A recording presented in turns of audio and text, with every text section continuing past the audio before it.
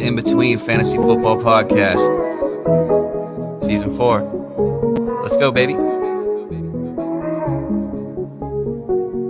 Yeah. There was a time I had trouble talking about it. Congratulate them, we know they doubted. Somehow we made it up out the pit, back against the wall, never quit. Traversing through each obstacle, show a non-believer what's possible. Let nothing they could do stand in between me and my wildest dreams. Let's go. Nothing that come at us could come in between. Life gave me the worst, yet my side grew so green. We've been down in the dirt, been tossed in the trash, but I never strayed from my path. When we're gone, we ain't looking back. Maybe we were all way too high. Maybe that's our fault. It's going to be a crazy time, but it's going to be a fun time. Life is boring if you don't take some chances and do some things outside the box. Your destination for both some feel-good lifestyle advice and some fantasy football advice. All right. It is February 14th, 2023. February 14th, and we are rocking and we are still rolling here, Nate.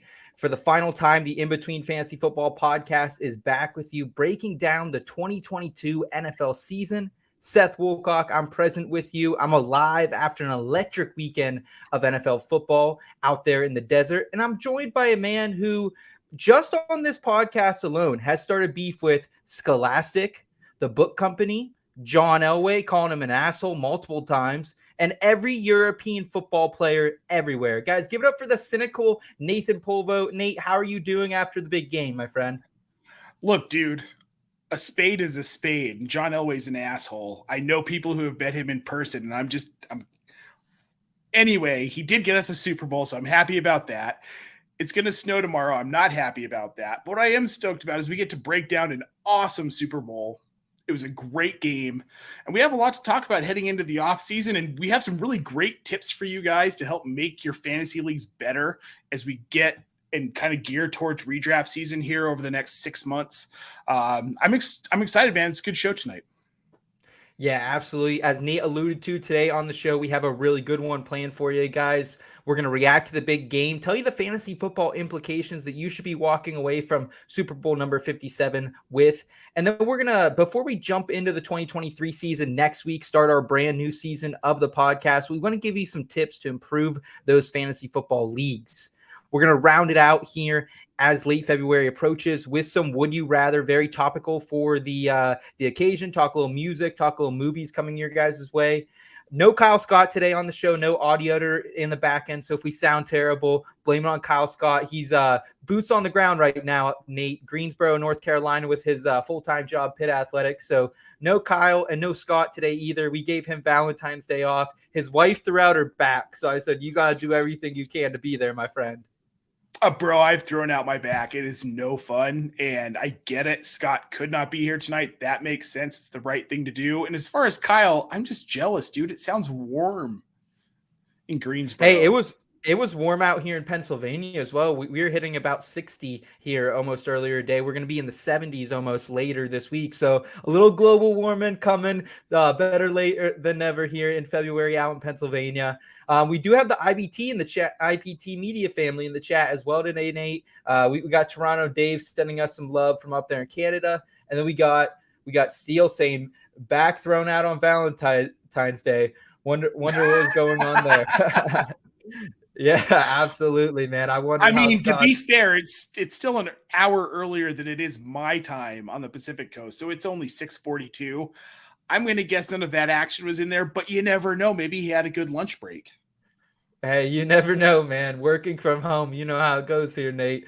We got Brad Bolt in the chat saying, hey, fellas. Hey, Brad, good to see you, man. Appreciate you making time. I believe it's Wednesday where Brad is, so appreciate you making time on your Wednesday for us, man.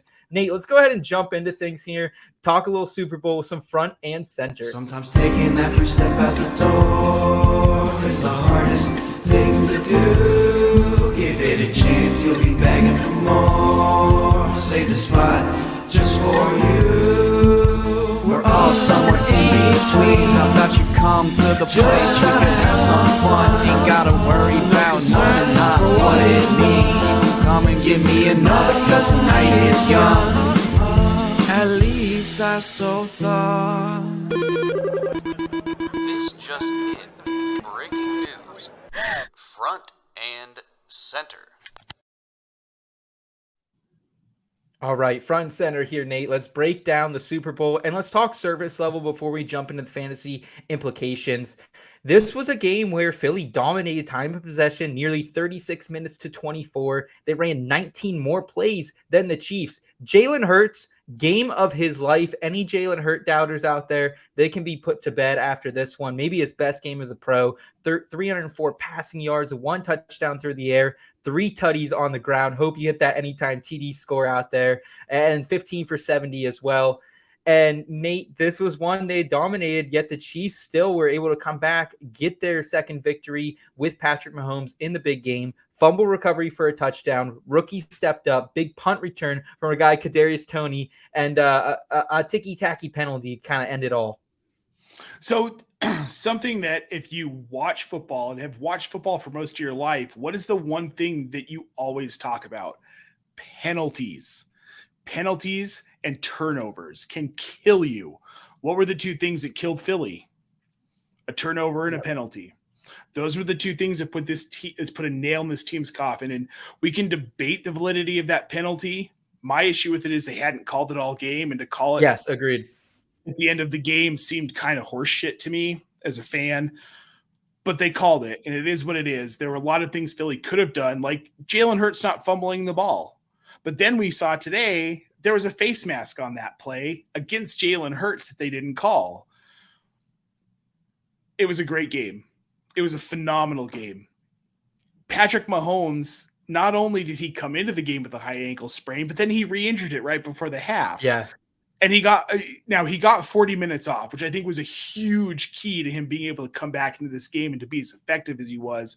But what did he ran off like a 20, 30-yard run after he re-injured the ankle at the end of the first half. This was one of my favorite Super Bowls I have ever watched. And I've been watching Super Bowl since 1986.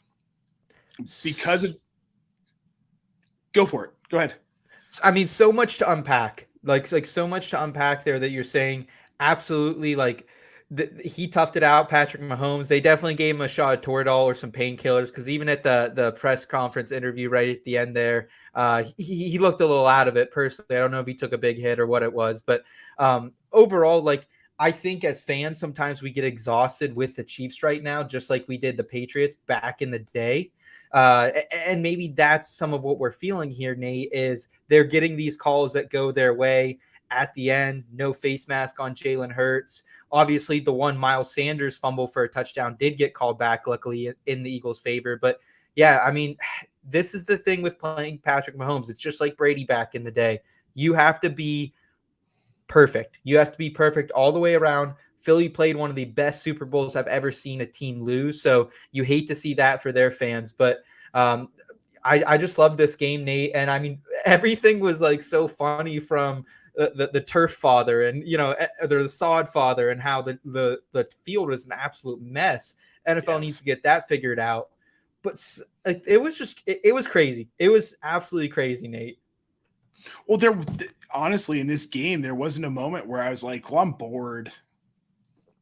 Yeah, a couple pace.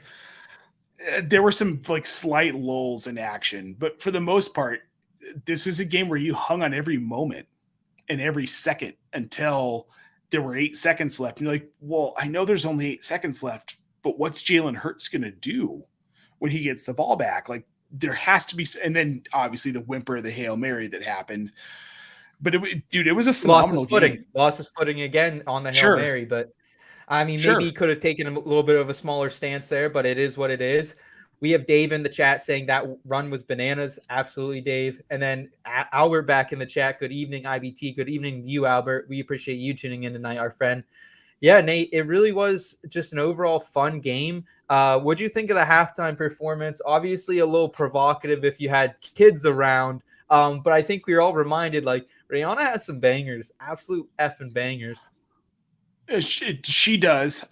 Biggest takeaway was, dude, she's a baller for going out and doing that pregnant enough to where it was showing.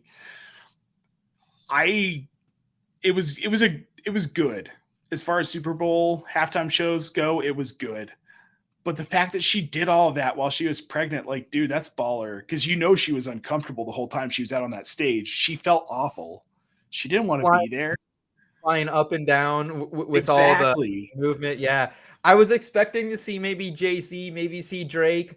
Legend Paul McCartney was in the crowd as well. So I thought maybe we would see him, a little 4-5 seconds to run. You know the one. Yeah. Right. So, yeah, we see Dave. He's in the chat. He's saying that he loved the halftime show, but he thinks he's in the minority. I think it's split. I think it's like a lot of the Ray crowd, they love her, and I think that they will continue to love her after this performance. I have nothing but respect for her, but I would have liked to see some more appearances. I think that's some of the fun of it, is seeing, when these celebrities, when these artists walk out on stage, Nate. Yeah, I agree. I was surprised there wasn't a surprise outside of obviously her being pregnant. But no, there really wasn't another surprise. But I mean, can you really argue with Riri's hit list? Like, they're good songs, man. They're good songs. I would have liked to hear 3, 4, 5 seconds, whatever that song is called. Probably my favorite song by her. But yes, very good overall. I think the Kansas City offensive line, they stepped up and won this game. 0 sacks against a team who came into this one as potentially one to break the all-time sack record for a season. It didn't happen. Those guys up front, Graham, Fletcher Cox, they were all held in check here, Nate. And no Philly running back had over 3 yards per carry. This is troublesome to Miles Sanders' future if he does remain with the team. Obviously, an unrestricted free agent. He's going to draw interest out there. I don't know if Philly will match whatever offer he gets out there, Nate, after what was kind of a disappointing performance. But overall, it was, a really good season for the kid. So, yes, it was, but he didn't show up in the playoffs, really. I mean, NFC Championship, obviously he did, but in the Super Bowl, he just wasn't there, and they tried to get him going, and he couldn't get going. They couldn't get Gainwell going. Boston Scott probably had the most impressive series of runs for this team in the Super Bowl of the 3. I've seen some chatter amongst friends of the show, including John Helmkamp, that they think that Philly's going to try and grab Bijan in the draft. I started thinking about this today. I didn't see that on Twitter, and I'm glad John pointed that out to you. But I think maybe it's not Bijan with their earlier pick, but maybe it's Jahmyr Gibbs. They wait. Like, there's a really good running back class, and even they could wait till the 3rd or 4th round, go after a guy like Evan Hall, go after a guy like Chase Brown. There are so many, fun names in this class. So sure. I could absolutely see, maybe they have the draft capital. If they wanted to get that next level running back, it would make sense. It seemed like they were missing that. However, the receivers absolutely took off in this one, Nate. Devonta Smith, our guy, the Slim Reaper, he comes in once again, 7 for 100. Could have been even a bigger day if he had got that one catch called back. AJ Brown, 6 for 96. A brilliant bomb from Jalen Hurts. It was beautiful. And Dallas Goedert, 6 for 60. I think that Philly has found their receiving core between these 3 gentlemen. They need to get a better slot receiver when both Brown and Smith are playing on the outside here. Quez Watkins, okay, but he dropped that one big one, man. So I really think that they need to add a solid number 3 wide receiver, like a Tyler Boyd type of player. I'm on board with that. And there are going to be a lot of guys who are going to be available in that class this offseason, this free agency. But I think all in all, this team is going to be able to keep the core parts together. They're going to need a running back. They might need to replace Jason Kelce at center, but I'm not convinced he's going to retire yet. And then obviously, as we'll talk about later, they lost 2 coordinators, but the core of this team is intact for the next few seasons. This Philly team is a team that I think we're going to be talking about in this upper echelon of teams for the next probably 5, 6, 7, 8 seasons. We will talk about it a little bit more here later because there was some news that came out after the Super Bowl that maybe if you were high on Philly, I'm with you. I am with you, Nate. But there are some concerns. Brandon Graham, Fletcher Cox, what's the future hold for them? As well as Jason Kelce. That's going to be a mystery. We got Brad saying in the chat, not sure Seth's singing career will take off. Well, hey, Brad, when you don't have anyone backing you up, like I need Nate to be on here on the mic with me backing me up. Every time I start singing on this show, I get no backup, Nate. What the hell is that about, bud? I have a terrible singing voice. Jackson told me last night while singing his goodnight song that I'm not good at singing. So what I'm trying to do, Seth, is I'm trying to not break anyone's mirrors or computer screens or like cause any sort of eardrum ruptures. I don't want blood coming out of anybody's ears. So I'm just not going to sing. Oh man, I'm not a good singer either, Nate. So I understand. Dude, you're better than me. That's hilarious that your 6-year-old son bodied you. Dave's laughing in the chat about that one as well. That is hilarious. Jackson being a savage already. Nate, let's talk a little bit more about the Chiefs side of this. If there was one clear winner for fantasy football moving forward, I think it's Isaiah Pacheco. We were in a startup recently in the dynasty realm, and he fell pretty far because people still weren't sure. Could CH bounce back? Jarrett McKinnon's going to be a guy around for a while. But Pacheco is the clear winner, 15 for 76, 1 touchdown, and this dude runs angry. And that's what we have seen all season long. Sometimes maybe the vision isn't 100%, and that's been his big knock in the NFL. His burst might not be 100% either, but he's a tough runner, a star in the making. And we saw Jarrett McKinnon in that utility role, Nate, playing fullback, playing tight end when they need a pass-catching running back, when they need a guy to run block. That is Jarrett McKinnon. And I think he'll continue to be that. And if he comes back with the Chiefs this next year, is going to be a free agent once again, we'll see more of that, I think. And you'll have games where Jarrett McKinnon explodes. Maybe he's a league winner again because he can get the touchdowns. But this backfield looks like Isaiah Pacheco's moving forward. Would you be surprised if they added any other pieces here in the offseason to this backfield? So either they're going to pay up to keep McKinnon, because I think he's going to draw a fair amount of interest in the league. Yes, One of the teams that pops into my head that could use a McKinnon is the New York Giants. I wouldn't be surprised to see them add him as a compliment to Saquon Barkley in that offense. But the Chiefs have to have a 1B to Pacheco because, like you said, he has an issue seeing the holes. He has an issue with vision, which he makes up for with his quick footwork at the line. But you need that guy who, in a pinch, is going to find that gap or is going to find that lane the home run route and hit the home run. And I think they do it in the draft. And a name that came up last week in my Dynasty Diehard show, and throughout the conversation, it kind of came to me that this is a guy the Chiefs could snag in like the third, fourth round as a compliment to Pacheco, is Tyjae Spears out of Tulane, because he's checks all the boxes. Of hype right now. Yeah, he's basically CEH, but good. Okay.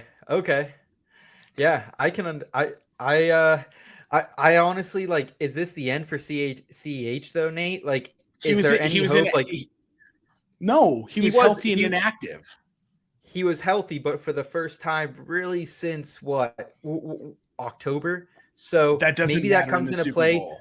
I think he could be on the move this summer. I think CEH could be on the move potentially. He still has the first round pedigree with his name.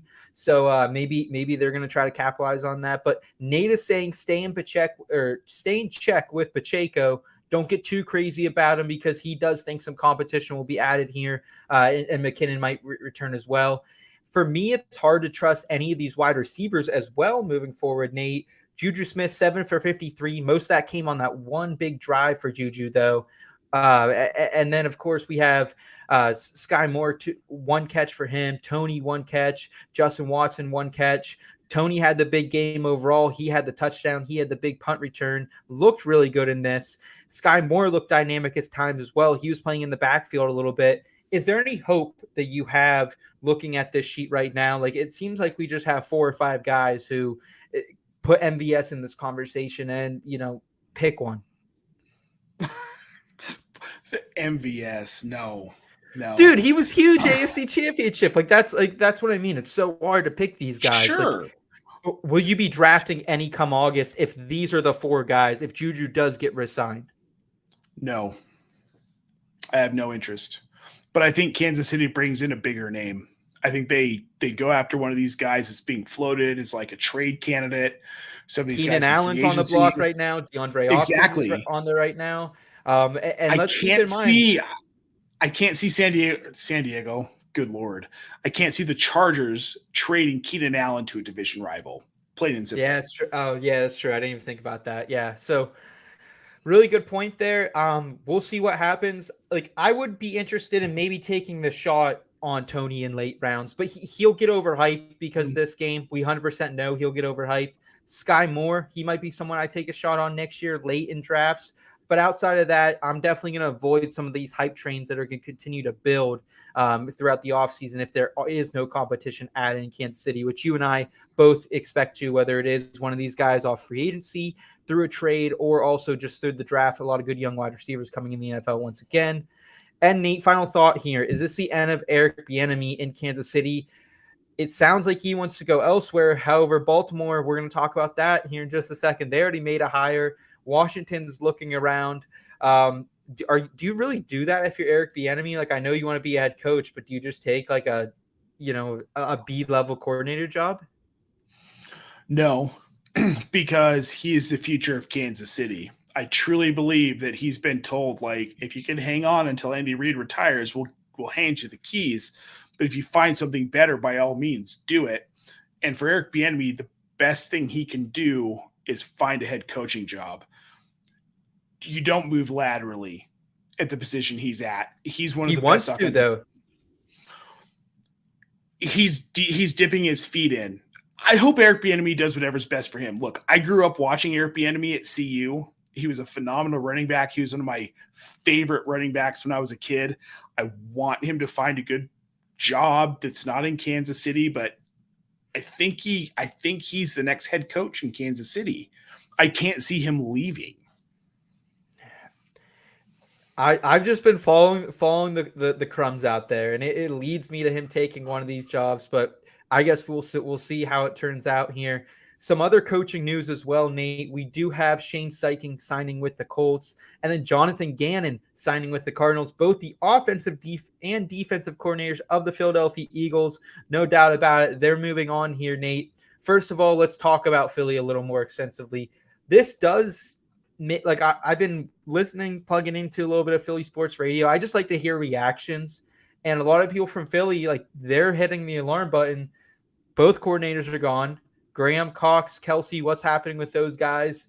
Are you worried about Philly that they could regress next year some? They did hit a perfect storm in terms of scheduling this season as well, Nate. They could regress a little, but this weird thing has happened over the last couple of years where I really think Howie Roseman is a very good NFL executive, and I think he's making good moves for this franchise. I think that conventional wisdom says Philly's going to regress because of all the things you've mentioned. You got Fletcher Cox, you got Jason Kelsey, he might retire. You lost your offensive and defensive coordinator, but I think that Sirianni's a good enough coach and Roseman's a good enough executive that they've already planned for this. 2 first-round picks too. Yeah, I think they've planned for this, and I think they're going to be fine. Jonathan Gannon isn't as big of a loss as everyone makes it sound like he is. I mean, they were kind of a mid-tier defense last season with him.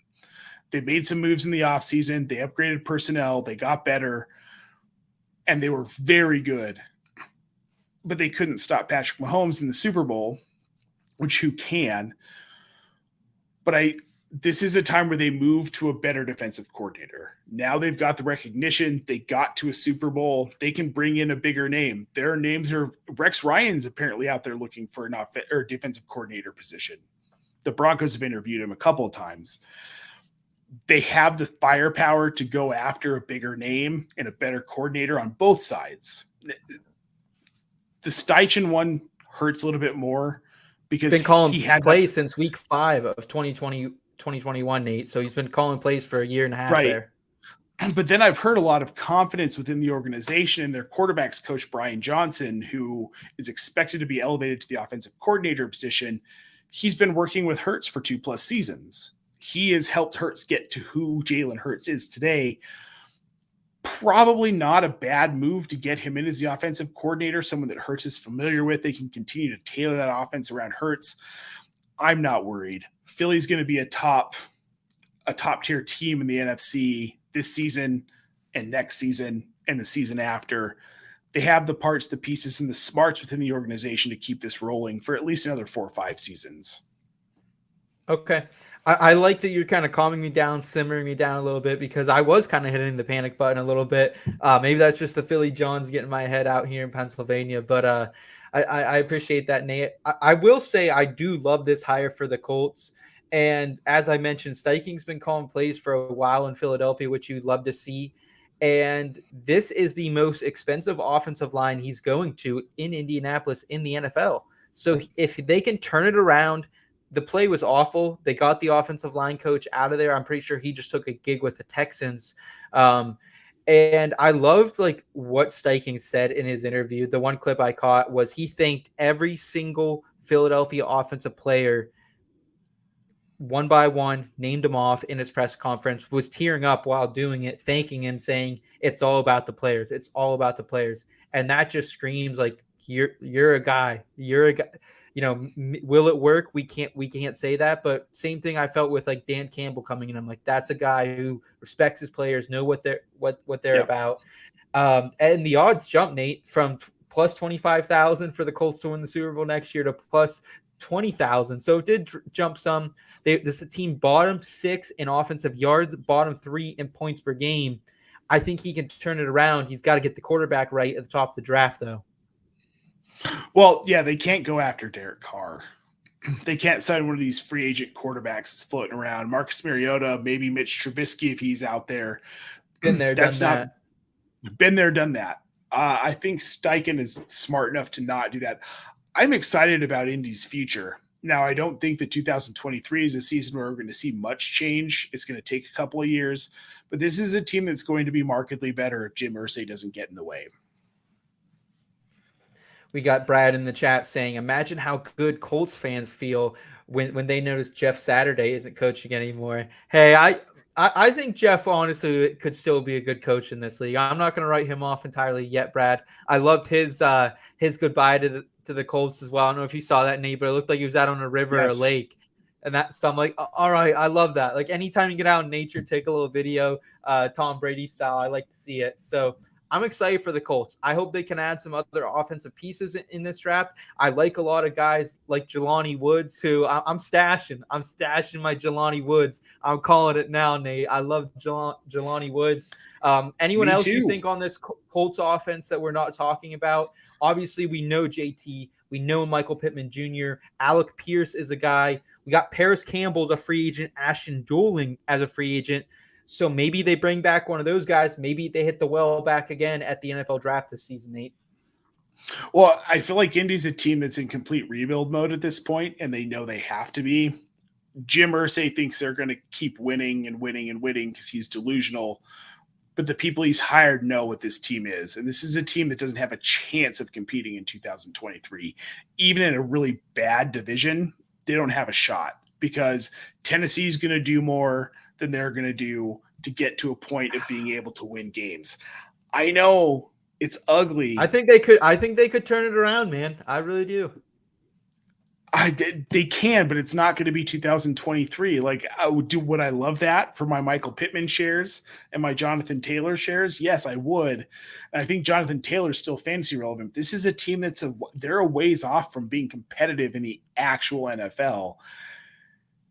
But Steichen is the guy who's going to get them there in 2 to 3 seasons versus 5 to 6 seasons where we're watching the toiling and the Browns arc where you're drafting and drafting and drafting. And it's not working. I feel like they're putting smart people in place where they can turn this around by 2024, 2025. Okay. I have a little more faith. I like guys like Shaq Leonard, Kenny Moore on the opposite side of the ball. I think those are really high-end players and that they can bring them back. So we'll see what happens there, Nate. How do you feel about Jonathan Gannon? You said you didn't feel this was a splashy as a hire as Steichen. So I get what the Cardinals are doing. They're chasing defense because their defense was putrid in 2022/2023. Bottom 2 in points allowed and bottom two defense this year. But it was a top 10 defense the year before. So they really dropped off quickly.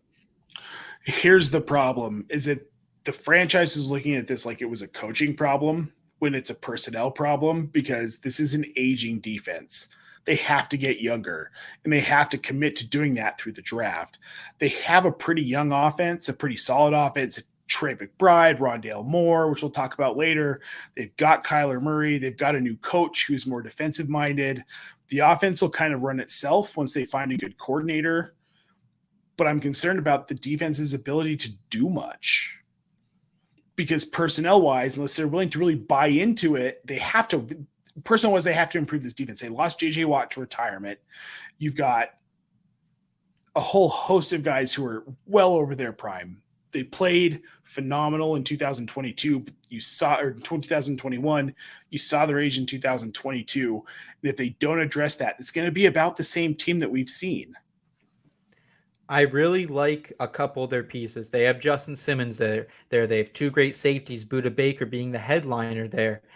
Obviously, right. I think you're right that I think there was a big drop-off. Obviously, when you lose a guy like Hassan Reddick and Chandler Jones on that defensive front, there are going to be issues.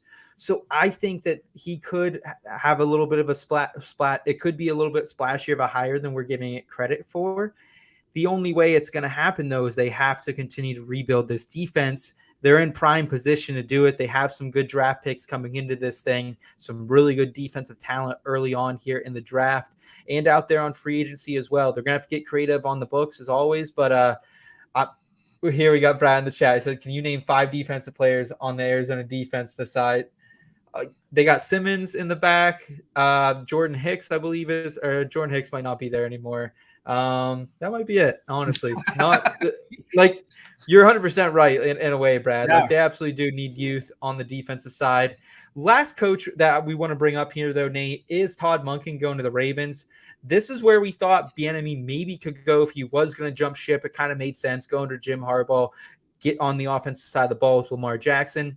Todd Monken, he has been great at Georgia the last couple of seasons, kind of an up-down NFL career, most recently with Tampa Bay. What do you think about this hire, Nate? I think it's a really good one. I think it's a phenomenal hire because this is what this offense needs. It needs an infusion of throwing the damn ball, which is what Monken has done.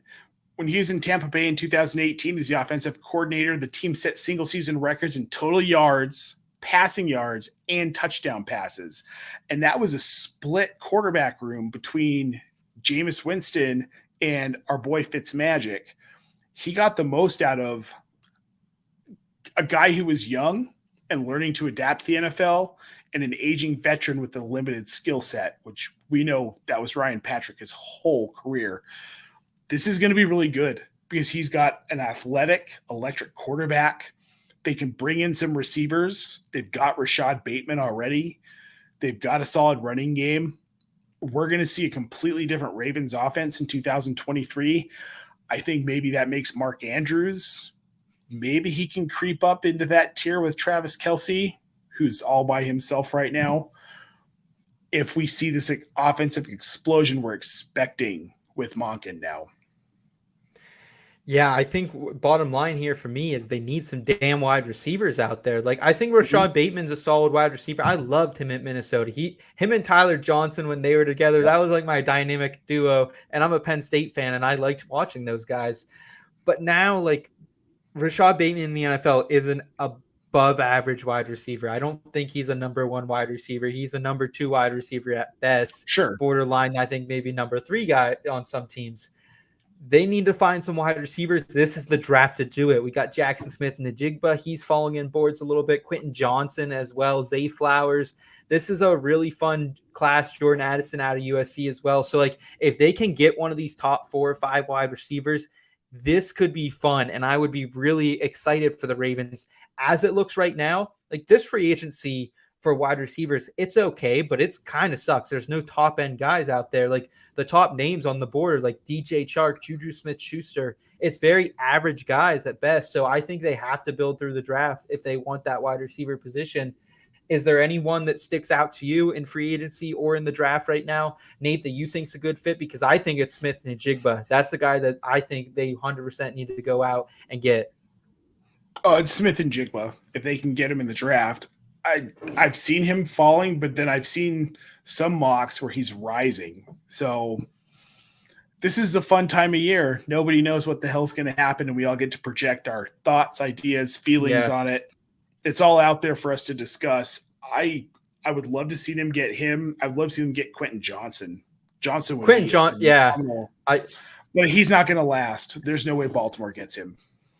That's kind of, I have seen some mocks where he has got to them, and I am kind of surprised, honestly. But yeah, it could be fun, man. It could be fun. Todd Monken, he knows the college game, so he knows some of these wide receivers. He's played against a lot of them. So yeah, I'm really excited to see what he can do in there. But all things pointing upwards in Baltimore here, Nate. Let's go ahead. Let's jump into our weekly advice. Let's share some of our tips to make your fantasy football league better here in 2023.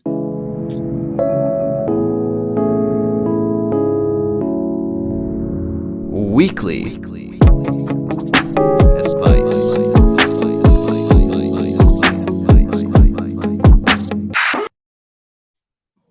All right, weekly advice. We got Eric back in the chat from Green Screens Media. He's saying NFL knows exactly what's going to happen. Yeah, they wrote the script already for next year. They got it. Hilarious. Like, it's kind of funny that we're all leading into that at this point. Like, Arian Foster kind of did us a service because some of this stuff has been hilarious come out about this, Nate. I don't even care if it's scripted. Just don't tell me. Because when I was a kid, I didn't think the WWF, back then it was WWF, until the World Wildlife Federation sued them. I thought that shit was real, and I was like, this is cool. So just don't tell me. Please just don't tell me. Just don't tell Nate, guys. Let's jump into tips for a better 2023 fantasy football league. And Nate, I want to start it out by just saying kind of why we're doing this, because this is really going to set the foundation. If you're not in a good fantasy football league, or if you're not in good fantasy football leagues, plural, you should be. And there are ways to make them better. There are some simple ways to do them. First of all, but like, it's not on the list here, but the one tip I have is just like, play with people you like. Like, I don't join leagues anymore if it's not a bunch of people I like, because then it's just not fun. Like, any league that I try to not join too many leagues anymore because I'm trying to cut down, but like, I only say yes if it's like an awesome group of people, good vibes. So make sure you got those good vibes in your league here in 2023. And my first tip here, and this is something I've come around to. I was always a waiver priority guy. I love the priority, Nate. I loved sitting there saving my priority for weeks and weeks and weeks and then snatching them. However, when you get to our age, when I probably get a little bit older as well, like, I used to wake up at 4 a.m., not put in my claim, and then try to wake up at 4:30 a.m. when it runs and get those free agents. And Fab's just like a lot more fun way to do it. You know that someone's going to kind of be a dumbass and splurge on Curtis Samuel early in the year. Hey, that was me. Guilty as charged, folks. But, like, that's the fun of Fab, I think, is like, you can see people get aggressive or you can see people be conservative. I'm usually a more aggressive person off the bat. I know you're a little more conservative off the bat. But what's your thought on Fab here over priority, kind of switching to the new norm here? So my fantasy football world didn't include Fab until 2020, because I was in leagues with people who weren't really that crazy about fantasy football. Like, we did it, but it wasn't like a nutso thing where they were just like obsessed with it. And then I found Fab and I was like, no, this is way better than waiver priority. And I would never go back. I am in 0 leagues of 26 that use waiver priority instead of Fab. Bid for your players. It makes it, there are a lot of leagues with people who are like very like one league, not very casual, where they have like acquisition limits over the season and they abide by it. They're like, no, because people can just drop an ad and drop an ad and drop an ad. Well, that's what Fab is. Once you spend your money, you're kind of effed unless there are people who don't care about the player you're trying to add. Fab is a phenomenal way to play fantasy football. It adds just that little element of like, you're kind of a GM now because you have a money budget on these waivers, and it can help you get players that you wouldn't get on priority. if you're willing to spend up and you really need it. And that's the biggest thing, is that now everything becomes acquirable to you if you're willing to spend up on it. And it levels the playing field a little bit. Like, let's be honest, like picks 11 and 12 are always really nice because you usually got the first priority of the season. So you found guys like Phillip Lindsay, you found, the breakout running backs early in the season, and you were able to grab those guys off waivers after week 1. But this really does level out that playing field. And if someone loses their star quarterback, hey, I'm going to go spend up on Fab. I'm going to get myself a Trevor Lawrence. I'm going to get myself a Geno Smith, Justin Fields, So I agree. I think that's the fun of Fab here. Nate, what is your first tip here for a better 2023 fantasy football league? So if you're playing in just normal redraft leagues, you redraft your whole team every season, but you're looking for a little bit more, consider doing a keeper league. Yes. It's not full-on dynasty where you have 30 guys that you drafted one season and now you're beholden to all of them unless you can trade them or waive them. It's 2 to 3 players. You get to choose who you keep right before your draft, more than likely. So you don't even have to think about it that much during the off season, but it gives you this sense of ownership in your team, where when you draft your redraft team, it's not just for this season. It's a futures move. Like if you've got Josh Allen, you bet your ass you're keeping him this year, right? If you've got Jalen Hurts, Patrick Mahomes, Travis Kelce, these are guys that you drafted with the forethought of they're going to be good for 2 or 3 seasons, and I can now keep them for 2 or 3 seasons. I can't keep a lot of guys, but I've got these 2 or 3, and it makes it a little bit more exciting. It gives you an investment in the future and redraft that you wouldn't normally have. Yeah, and I'll be honest, I've been playing in keeper leagues for a couple years now, and a couple of my favorite leagues are keeper leagues. And it is so fun to even draft rookies, because if you hit on a rookie, I hit on Justin Jefferson. It's a super flex league, so the wide receivers, running backs got pushed off. I hit on Justin Jefferson in the 15th round his rookie year. That price still increases 2 rounds every season. I'm still getting him for about an 11th round price tag this year. That's so fun. Garrett Wilson, I get him for a 9th. That's kind of the beauty of keeper leagues. There's a lot of decisions you have to make, and it's very strategy dependent. And then when you go to cut someone during the season, you also have to think about it more long-term as well. So yes, I love keeper leagues. I think there are some really fun ways you can do it with player guillotines and kind of spinning a wheel and different things like that. And keep in mind sleeper keepers too. If you have a league who's hesitant to jump into keepers, try sleeper keepers. Make it that your 16th and 17th round picks, if you keep them on your roster all year, you get them back the next year. I've seen people do crazy stuff with this.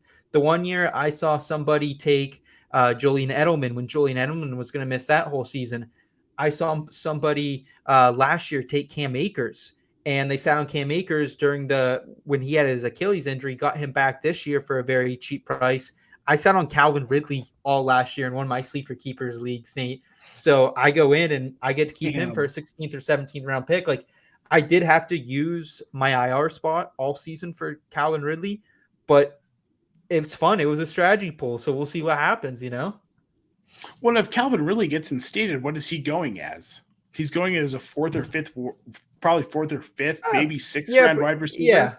Yeah, somewhere in that middle tier. So that's the fun of keeper leagues. There's a lot of variety with it. So I love that you brought this to the table here, Nate. My next tip here for a better 2023 season with your league: spice up your lottery draft, guys. This is one of the most clever things you can do.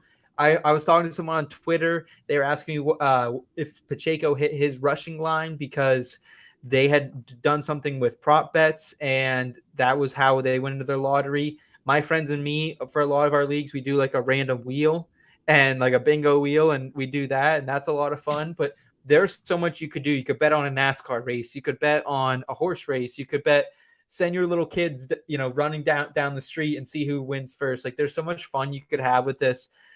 Nate, what do you think about spicing up your draft lottery? Because I think it's this is the tone setter for the league. This is the tone setter for the draft.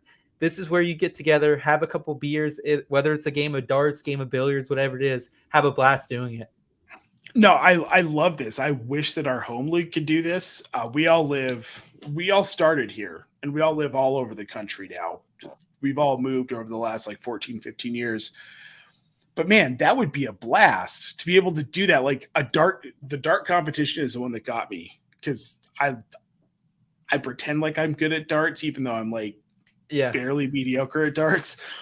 But like, that's fun. Like, it doesn't have to be based on the end of your season results. You can do something fun. You can do a race. We do a 100-yard dash in my home league every season for it. So yeah, dude, mix it up. Like, really, any way you can make your fantasy league more fun. For us, it's easy because we're football nerds who can't wait to start drafting and doing all of the football things. But for people who are more seasonal, like, you do those things and it drives more engagement, more involvement. They're like, oh no, this is fun. That was fun. That process of picking our draft slots was fun. And now I'm going to be more engaged over the season because I had a blast with that. The rest of this is going to be awesome. 100% agreed here, Nate. Take us away with tip number 4, please. So here's something that was new to me over the last couple of seasons, but add a position premium. It's super simple. Sleeper is the best for this. If you want to start doing these crazy premiums, you should be on Sleeper, sleeper.app. Go check it out. Not a sponsor yet. You can do things like 1 point per carry for a running back, or -1 point per incompletion for a quarterback, as we learned in Scott Fishbowl. You can do +1 extra PPR points for a tight end. It's a way to so it spices up the draft, because now you're drafting differently. Well, if a tight end gets 2 points per reception, I'm going to take a premium on guys who get a lot of targets, like Evan Ingram, who gets peppered with targets from Trevor Lawrence. We're hoping in 2023, but we saw at the end of 2022, it makes it more interesting to draft. If you start doing these, or simple things like, if you have a 40+ yard reception, it's +2 points. Right. Yeah. There are so many fun things you can do. And I do highly advise, if you are going to get into Superflex, which Superflex, very fun format. I've only been playing it for probably 3 or 4 years now at this point, but I really greatly enjoy it. And if you're going to play with Superflex, I think you might as well play with tight end premium, because then tight ends are just as valuable as QBs, Nate. Yep. Exactly. And that's the fun of it. It changes up how you draft. It changes your strategy. It changes everybody else's strategy. Makes you think a little bit more. And most people like that. Yes. Yeah. Tight end premium, all the premiums. I do enjoy them. Spice it up, guys. So I'm going to go with tip number 5 here. Standardize a messaging platform. I think the best leagues are the ones that are have people connected. You're chatting a lot. I don't think it has to be an absurd amount, but having league discourse, positives, some shit talk, all of it in between. Like, I think that's really good to have. But like, standardize a messaging platform that works for people. I have used everything under the sun. Some of it's great, Nate. I have used in the past. I have used Discord, which I don't really like Discord, just because like I forget to open the app sometimes. So like, that's where I struggle with Discord a little bit. I like Twitter group chats because I'm on Twitter quite a bit. I can do Facebook group chats because I'm on Facebook a little bit here as well. I don't like text messaging group chats sometimes with leagues because it just gets too messy, and I use my text too frequently. Stuff can get buried. But like, find whatever works for you. Me, my friends, for my home league, my favorite league, we do a Snapchat group message, and that really works for us. That just works for us, because like, we can send different stupid videos to each other, shit talk a little bit. It's like super easy and convenient. So I know people use WhatsApp too. Like, there are a lot of things out there. What do you think about standardizing a messaging platform, Nate? I know obviously some apps as well, Fantrax, Sleeper, they let you chat right in there as well. You want to know a fun fact? I've never used Snapchat. You've never used Snapchat? Not ever. Does Jen have Snapchat? I think she did once upon a time, but I don't think she does anymore. Wow. That's like, I don't use it as much as most people. Like, I don't post on stories, or I just literally use it. It's almost like a second form of communication with people my age. Like, honestly, like, a lot of my friends, if like, I just text, honestly, but like, if I get a lot of Snapchats from friends like that, and we have a lot of group chats in Snapchat. It's kind of somewhere between like a millennial and Gen Z thing, I would say. But yeah, the Gen Z loves it. Like, that's like, they use it like texting, honestly, like my little sister and brother. So Yeah, super interesting. But whatever it is, guys, if it's Yeah. WhatsApp, if it's Snapchat, whatever you're doing, have some type of messaging platform. Yudo here in the chat, he's saying his advice: work the waivers and free agency. No dipshit, no dip, Yudo, no dip. We got Brad saying, "Look at the bright side, Seth. I'll never be on a text messaging group chat with you. International messaging charges are absurd." Brad, I would like to get texts from you. Brad's someone I'd probably like to get texts from, honestly. So I've gotten a few texts from Brad, and apparently it was really expensive, and he never told me about that. So Brad, don't text me anymore. Yeah. Snapchat him, Brad. You can Snapchat Nate. That's not happening either. Nate, let's go to tip number 6 here, bro. So something that was fun this season that happened to me in a championship was Nyheim Hines in week 18 going absolutely batshit crazy with the kick returns, because I happened to be in a Devy league with a 2-week championship that went through week 17 and 18 that included all of the return stats for my individual players. Nyheim Hines had 47 points for me in week 18. Return yards too? Return yards and touchdowns, yes. So I got all of those points. I won my championship because of Nyheim Hines' return yards. Guys, it makes it so fun if you allow that in your leagues. I don't know of a platform that doesn't allow you to modify it that way. And if that platform doesn't allow you to do it, maybe you should move to another platform. But returns matter. Like, imagine if your league allowed return statistics and you had Devin Hester in a keeper league. Yeah, it would have been fun. It's a fun. These are other things that just like they throw fun into the draft, because now you're looking at these additional things. And while it might sound like a lot of work, there are a lot of people like myself and Seth who already do that work for you. And we can tell you the things that you need to do to draft these better players with these different formats, but it makes it more fun. Like, imagine you're watching a game on Sunday and your dude returns a kick for a touchdown. And you're like, oh shit. Not only is he my like wide receiver flex play this week, dude has a touchdown on a kick return, and I get all of the points for that, versus, oh, couldn't you just caught that as a touchdown pass? A lot of platforms right now, they do allow like 6 points per, like, if you do get a reception return, you do get that. We saw Devin Duvernay a lot this season, a couple times with Donovan Peoples-Jones as well. But the return yards is new to me. I have never done that. That was something I would be interested in the right format. But it does make guys like Jamal Agnew a little bit more fun. Guys like Sky Moore and Kadarius Toney who have a little bit of upside on the kick return. So I like that tip there, Nate. We got Yudo in the chat saying these are the years he's won in our league: 2019, 2020, and 2022. Yeah, it's been a couple rough years here for the kid, but I respect you. You are a hustler out there on the waiver wires. He lives and breathes this stuff. Appreciate him tuning in tonight as always. Nate, let's go to tip number 8 here. I believe this is another one of yours as well. Oh, sorry. Let's go. I was going to say, I think we did skip number 7. My apologies there.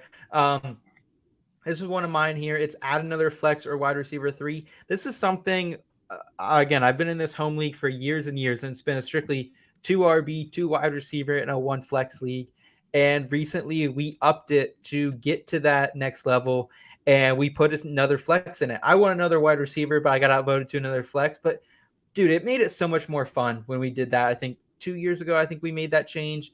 And, like, the more creative like you can get with your lineup, I think the more fun fantasy football is. So we saw more people ripping double tight end out there. We saw more people. Some people were ripping 4 running backs weekly. Like, you can do so much more, and your strategy can just be so much more whatever you want it to be when you have multiple flexes or 3 wide receivers. So I highly recommend it. If you want to go 0 RB, it's a lot more fun and a lot more comfortable when you have 2 flexes. So I 100% obliged to add another flex here, Nate. You know, I'm all about having the craziest league you can possibly have. The crazier it is, the more fun it is. The more you get away from the standard norm, whatever we want to call it, the more fun fantasy football becomes. Like, oh, I can start 5 receivers and 3 tight. Okay, that sounds fun. Yeah, that's what this. Yeah. That's all these things we're talking about. That's the point. Like, make your experience more enjoyable for you and your league mates. We got Brad in the chat saying Yudo, more like Budo. Am I right, Seth? P.S. Never met Yudo. Seems like a cool dude.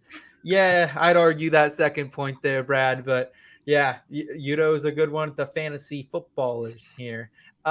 Nate, what's your next tip here? So this is a concept that is new to me in the last 3 years, but I love it. Just add one IDP, which IDP stands for individual defensive player. Add one IDP flex position. You go into your draft. It's redraft, it's keeper, it's whatever it is. Have that one defensive player you have to draft. You can get fun with it. You can draft your favorite defensive player. It's going to have some impact, but it's going to on your actual like fantasy team, but it's going to get you more involved in the defensive side of the ball. Yes. Which makes watching football more fun because you're a little bit more like you're more invested in some of these defensive players where a lot of us maybe don't know as many of them. Yeah, 100%. It is like, and this is a great way, Nate, to start that IDP journey. Jumping into a full IDP league is a bit different, and it is something you need to be prepared for.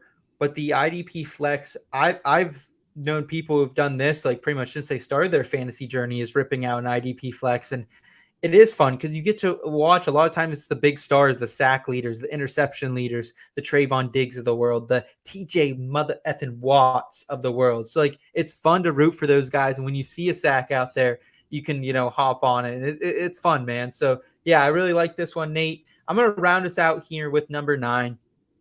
Super important one, I think, to make your league fun. Stick to a last place punishment that people are going to follow through with, because the biggest issue with these are, if you don't want to have a last place punishment, Nate, I think that's totally cool and I'm all right with that. But I think at the end of the day, I don't want to have a last place punishment and then have people not follow through on that. I think that's the worst thing you can do. I've never had a league with a last place punishment. Never done it. But I think it would be fun. Except for this year where I finished last in a few leagues. I would prefer to not have to do the punishment. But yes, it makes people care a little bit more, because if you finish last, you have to do something embarrassing, and it keeps people competing all season, even through the end of the playoffs when you're in a consolation bracket. But you don't want to finish last. You don't want to sit at Waffle House and eat waffles for 24 straight hours.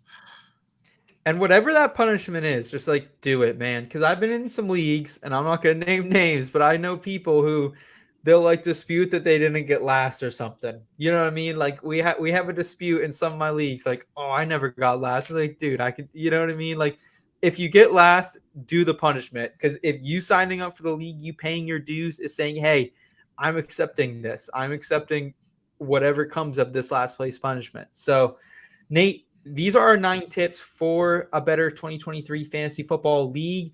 I love all that you brought to the table here. Let's go ahead and round out the show tonight with a final game of Would You Rather, a February edition. Risky business or that fair say? Are you that hard on the rocks? We're chilling with a cold one, even bold one, or hold back. Would you rather? This ain't no simple matter.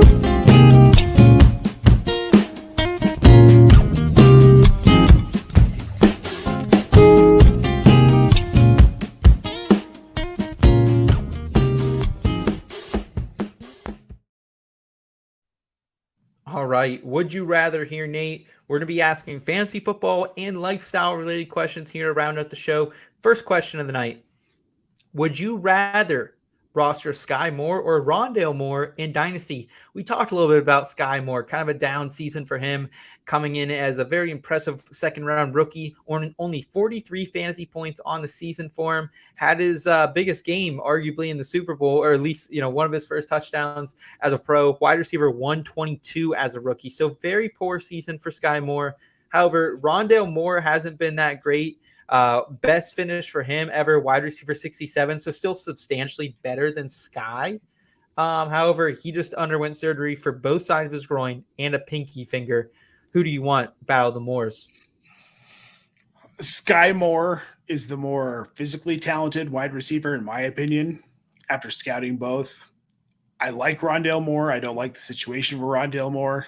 I like the situation for Sky Moore. I'm going to say Sky Moore in 2023. And I'm probably with you. Like, I think Rondale Moore has a safer floor, obviously. We've seen at least him be a wide receiver 3 and 4 at times, average 10.9 points per game here this last season when healthy. However, he just hasn't been healthy a lot of his career. Kyler Murray's not going to be out there. We still don't know who the offensive coordinator is, so it's hard to really tell. Obviously, it's probably going to get a little bit of a bump without D-Hop out there, but I think Sky Moore has the higher ceiling here, and by the time we get Kyler Murray and Rondale Moore back on the same page, he's going into year 4 of his career. So Yep. I think that's kind of the bottom line here. We don't usually get into too much dynasty on the show, but I thought that was an important question to bring up with the news of Rondale surgery and Sky Moore having a nice playoff run with the Chiefs here in his rookie year. I will say the guy dresses so cool. Sky Moore dresses really cool. I saw him on Radio Row. Looks real cool. Yeah. So I'm sure we'll see more of that. Yeah, I'm sure we're going to see that more on Wednesday at the Super Bowl parade. Next question here, Nate. Would you rather go to theaters to watch Winnie the Pooh, Blood and Honey, or Cocaine Bear? Winnie the Pooh, now feral, blood, and thirsty. Him and Piglet terrorize Christopher Robin and a group of young women at a remote house in this one. So it's kind of Winnie the Pooh with a sick, twisted storyline on it, Nate, or Cocaine Bear. So another bear movie. After a 500-pound black bear consumes a significant amount of cocaine and embarks on a drug-fueled rampage, an eccentric gathering of cops, criminals, tourists, and teenagers assemble in a Georgia forest. So you're going with the crooked backwards version of a classic, or are you going with a semi-true story in Cocaine Bear? I'm going Cocaine Bear. I can't desecrate my child memories of Winnie the Pooh. Agreed. Yeah. What I can do is watch a semi-true story about a bear who ingested a ton of cocaine because, man, that just sounds like a fun story. I think it fell out of a helicopter or something too. Like it was real crazy. I was reading a little bit into it. I think there was actually an ad for it, I think in the Super Bowl as well. So yeah, I would go Cocaine Bear. I personally don't want to see any of these movies. I think they both sound like not my favorite movies. But this guy with the Winnie the Pooh thing, man, he's actually kind of making like a whole universe of these like, good stories gone bad type situation here. So I think it's kind of like it's cool, but I'm not into it. I'm not into it, dude. I can't. Winnie the Pooh. It's Winnie the Pooh. If he starts killing people, like I don't even know what this world is. Brad, I'm with you. Brad in the chat saying Cocaine Bear, no questions asked. So yeah, 100% there with you, Brad. Nate, next question here. Would you rather attend the retirement party of Tom Brady or Chad Henne? Chad Henne, obviously, after the Chiefs Super Bowl on Sunday, announces, hey, he's hanging it up as well. Chad Henne, really good career for him. Pretty much a career backup. He got to start with the Miami Dolphins. I love Chad Henne coming into the league here, Nate. Had a couple good years as a starter, bounced around a little bit, found a home with the Chiefs as their backup. Who would you rather attend their retirement party, the GOAT or Mr. Henne? Chad Henne had a fine career. But, dude, if you go to Tom Brady's retirement party, you're looking at like Jay-Z, Drake, Brad Pitt might be there, Ben Affleck. Who's going to be at Chad Henne's retirement party? Steve. A lot more approachable people. That's what I'd say. I would definitely go Chad Henne. I think it'd be like him and the boys, and so I think I'd have a more fun time. I think at Tom Brady's I would be a little starstruck. So I would rather post Fair up enough. with Chad, a couple bush lattes with the man here. Fair enough. All right, Nate. You're still going Tom Brady though. I'm sticking with Tom Brady. He's more my age too. I mean, Henne's like mid-30s. He's like mid-30s, right? We're gonna do a little in-show research here. 37, so he's your age too, Nate. Like, Oh, I'm right in between. Do they have yeah, to I be at the think. same time? Maybe I'll go to both. We'll figure it out. I'll get a Okay. helicopter. I'll go to both. All right, fair enough. Let's round it out here. Let's talk a little bit about the big screen here. Would you rather, talk about some new album releases here in the new year? Would you rather cruise while listening to Pink's upcoming album, Trust Fall? Pink making a comeback. I wonder when she's going to do her Super Bowl halftime performance. And then we have Jordan Davis, a country musician, his upcoming record, Blue Bird Days. And Nate, I know you're probably like automatically thinking, I hate country. I don't want to go there, but like, I'm just going to set the scene a little bit for you. I don't know out there how many of our listeners, I don't know how many of them listen to Jordan Davis, but like, dude is a fun singer, but at the same time, like very down homey, very like contemporary at the same time, like just good vibes all around, honestly, from Jordan Davis. So I want you to keep that in mind as you're thinking about this. Pink, she's had some bangers though. Pink has had some bangers. Let's raise your glass. Jordan Davis, because I know Pink, and while I don't dislike her music, it's not really in my wheelhouse as far as like my tastes. Country, guitar driven music is going to be more likely to hit my wheelhouse.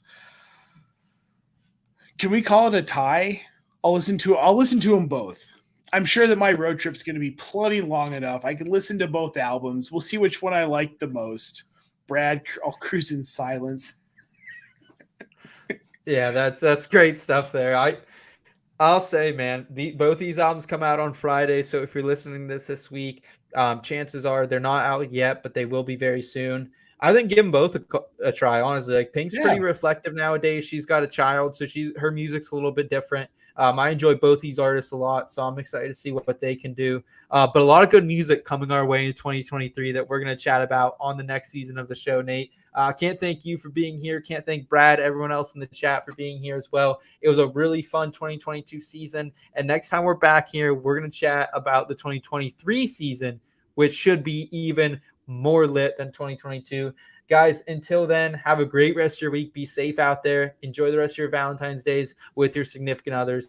And we'll see you soon, guys. Keep it in between. Your destination for both some feel-good lifestyle advice and some fantasy football advice.